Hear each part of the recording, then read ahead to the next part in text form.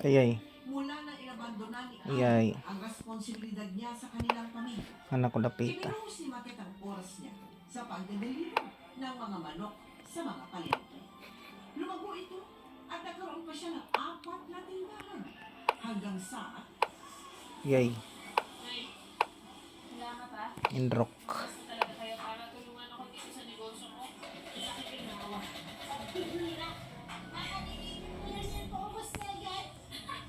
Huwag ka mag-alala, tumawag na ako dun sa supplier. Magbabaksak daw sila. Ang anak ko napita. Naku, madadagdagan na naman ang mga peso-peso ses mo, Maket. Big time ka na. Hindi naman masyado. Sakto lang. Kasi kailangan kong magsipag tayo sa mga anak ko. Alam mo na, di ba? Alam mo yan.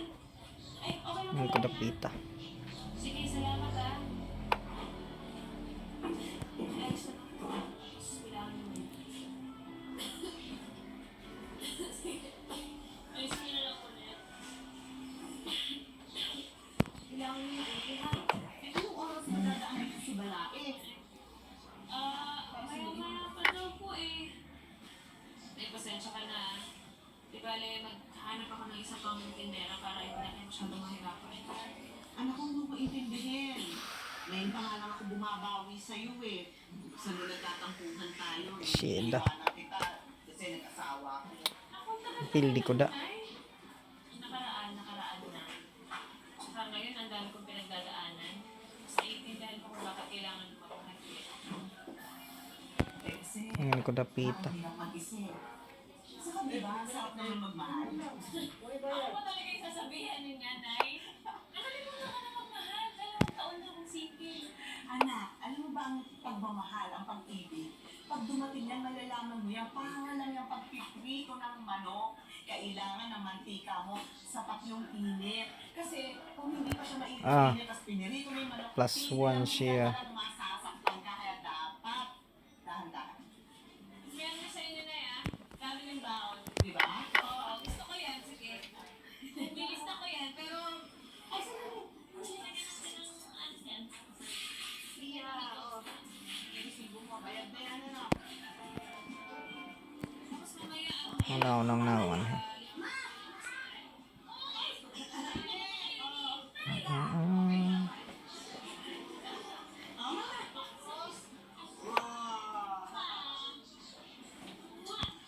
Anak ko napita. Ay, huwag kayo makukulit mamaya para hindi ma-stress si Lola niyo. Salamat sa pag-aalaga sa mga bata, ma. Naku, wala yun. Kasi asikasuhin niyo ni Balay yung business mo. At ako nang bahala sa mga ampo ko. Salamat na lang. O sige, ano? Mauna na kami. Anak ko napita ba. Babay na sa kami. Babay na. Magpapakabayas, ha? Halika na, halika na. Sige, Balae. Para di siya nga kon.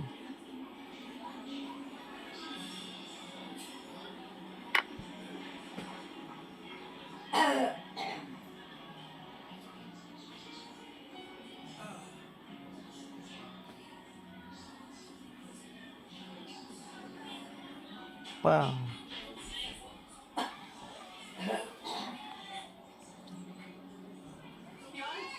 Nagbuwan ako sa meetings na eh, sa bagong buhay. Bago sutayan ng isla dito.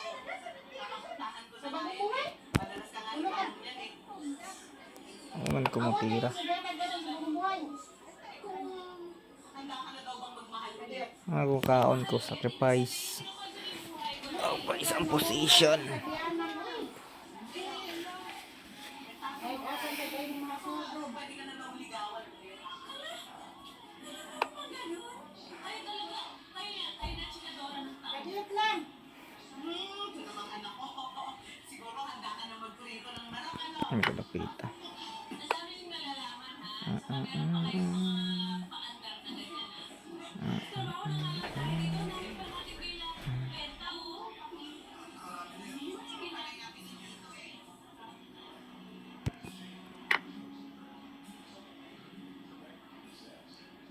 Aliligawan si Mother. Yes. Para siya nakatuloy sa'yo.